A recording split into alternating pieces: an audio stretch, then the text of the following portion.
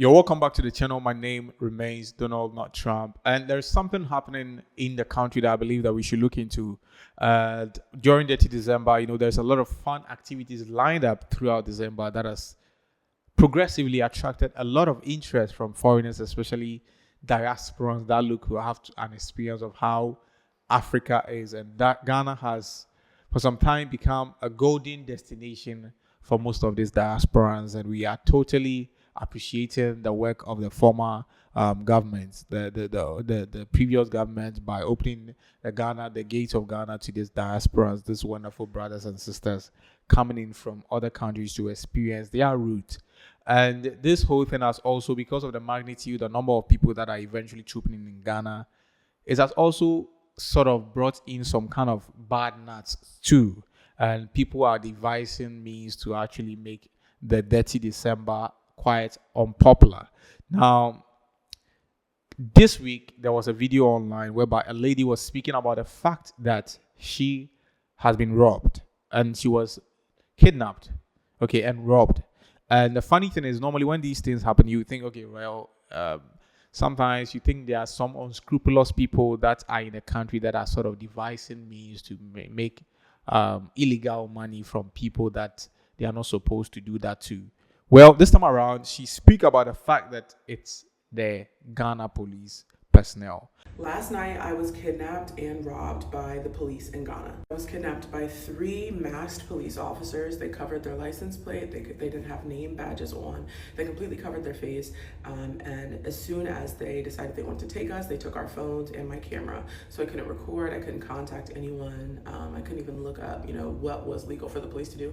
And obviously, not sure the law would have helped. Ghana is the only place in the entire world where you get robbed by the police, bro. I swear to God. I promise you. This is why you need to be careful in foreign countries. I booked an apartment on Airbnb in Accra. It's a nice apartment. And the thing about the complex is I stay here all the time, but I've just gone with a private renter at this point.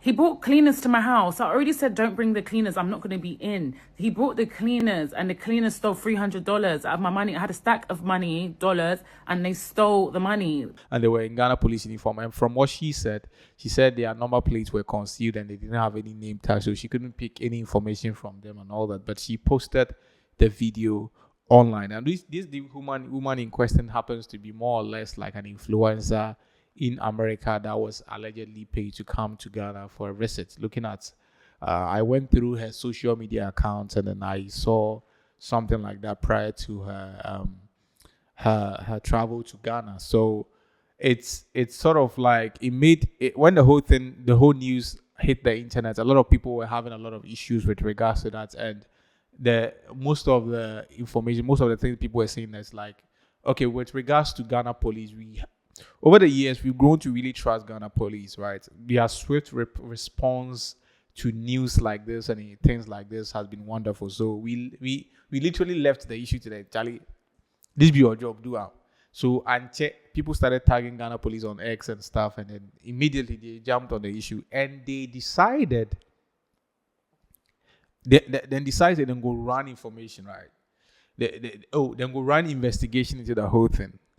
And you see, it's the outcome of this investigation that they've done that it's a bit concerning, because some of us that stay in Ghana, we don't usually hear some of these news, right? Because foreigners come here all the time, and yes, we are not saying that we are a country that's devoid of maybe some of these robbery and issues like that, but generally you don't hear some of these issues cry you bab. So when this issue happened, me myself like this is very unusual of Ghana. So what's happening in Ghana and all that. So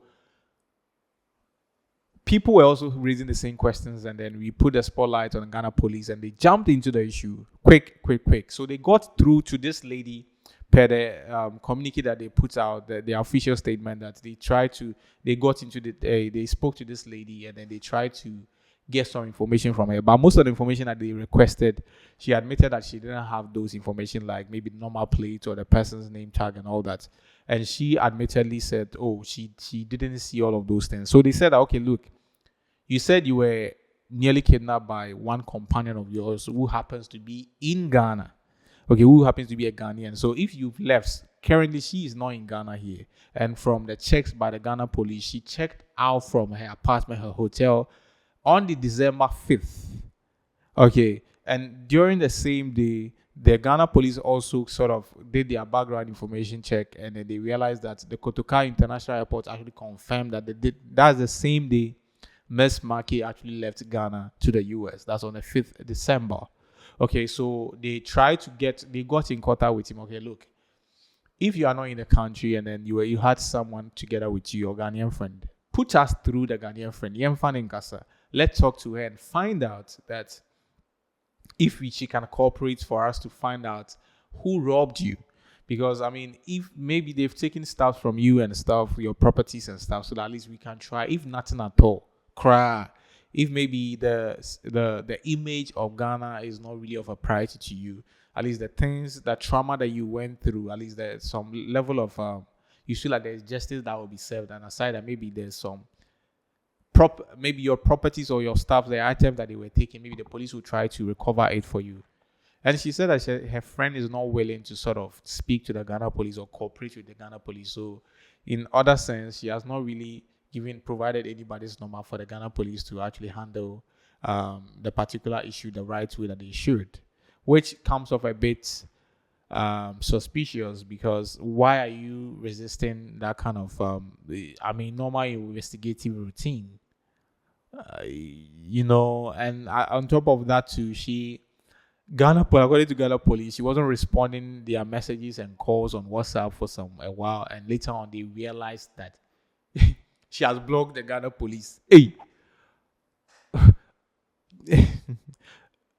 to block an entire police department, so then you get gas. So it comes off really suspicious, because why block the people that are trying to help the situation? I mean, even if you are not willing to sort of, go through the stress of having to deal with all that, I feel blocking the authority, the police authorities, feels a bit suspicious in some way. Yeah, it makes it look like the story she's giving them is not real. I don't know what you think, but what do you think? Because I don't want to be insensitive, because I wasn't there. It's all more or less like allegations, right? Because what if it happens that it actually happens? Maybe the experience she had was actually real, and then maybe she's just not good at handling certain situations. So I don't want to jump into conclusions so early. But what do you think? Because this thing is a bit weird. But the Ghana police is actually trying to get in touch with the right authorities in the US or the diplomatic authorities to sort of get through to this lady and find out if they can get some tangible information about this. So in light of this fact, Ghana Tourism Authority has also released a statement to sort of calm tourists, people that have planned to travel into Ghana's nerves, that our country, look, I live in Ghana, I live in Accra, I've lived here for a long time. It's a very cool country. You love Accra. If you come here, it's a totally nice place. They have a lot of places to hang out, chill, have fun. 30 December, Charlie, you have an experience of your life. Come make memories, come make a lifestyle, bring your family, bring your friends, change environment. Come have a taste of what it feels to be an African, taste African food, culture, and be a part of the Ghanaian society. We are very open people. We are very hospitable. We like to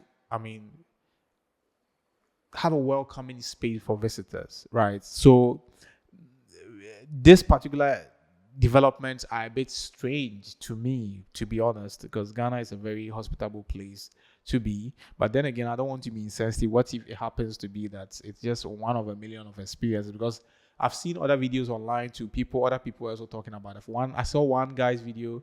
He was also complaining about the fact that Ghana police robbed him together with a friend or some sort. And there was another lady that was also saying that she had an apartment, and the cleaner or something came to steal her money from the apartment, and she was warning people and stuff in Accra here. So this could be isolated issues that maybe we shouldn't totally sweep under the carpet. Maybe the Ghana police should look into this issue. In case that happens to be through, then at least we can put the right security measures in place to make sure that we restore confidence in the hearts and minds of people that aspire to travel to people that aspire to travel to Ghana this December, because it's gonna be a dirty, dirty encounter with a lot of memories, with a lot of lovely people. And then we should actually make sure that we provide the right environment and the right security apparatus and measures for these wonderful people to come and experience a taste of Ghana, a taste of Gold Coast, Ubab. So this is what is happening with regards to that particular issue, that video that went viral, and we are still following up. At least I hope that the Ghana police will be able to get some tangible information with regards to the lady's whereabouts, and maybe we can make progress so that we can confirm whether it's something that should be looked into, or it's something that maybe people shouldn't have too much of fear, like fear of being robbed or something like that when they come into Ghana. So I mean, that's what is happening. I don't know what you think about this. Do you think the lady's story is believable? It's perhaps the wild allegations that some people are raising, and maybe other competitive other countries trying to compete with Ghana for Dirty December are trying to sort of contract people to sort of put Ghana in a bad light, or just some also saying wild allegations that there is some political stuff, gimmicks, that is actually people that are paying people to sort of put the current country in a current government in some kind of a bad light. Charlie, you know that if these things happen, we'll be a better not drink. But at the end of the day, you have the right, you also have your right perspective, and you also have the right information to actually decide whether this could be true or this is something that is perhaps false, and they are trying to best make Ghana an unattractive place for tourism. Charlie, that's what is happening on social media, and my name remains Donald, not Trump. And thank you so much for doing this with me all the time. I appreciate your time so much. And there's a lot of things that is still cooking, and definitely we will have a lot of programs lining up and then coming to give you more of entertainment, fun, and excitement. Don't forget to comment, like this content if you feel like, not if you like rap. Comment, like, and don't forget to subscribe. The subscribing count is low now, but at least when you see this video, a way to inspire and support the hustle, kindly subscribe to the page, and I'll be very grateful. The name remains Donald, not Trump, and I'll see you on the other side. Peace.